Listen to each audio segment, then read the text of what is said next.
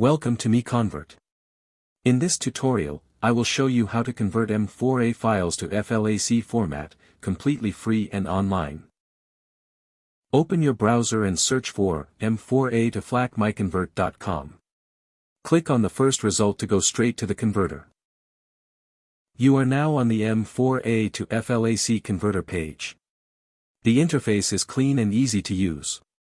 Let's upload a file. Click the Choose File button. A file picker will open.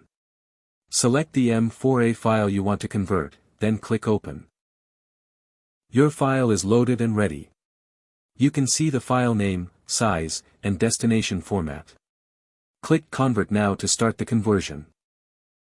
The conversion is in progress. You can see the progress bar moving. This usually takes just a few seconds. Done. Your file has been successfully converted. Click Download to save the FLAC file to your computer. That's it. Visit MiConvert.com for more free conversion tools. Subscribe for more tutorials. Thanks for watching.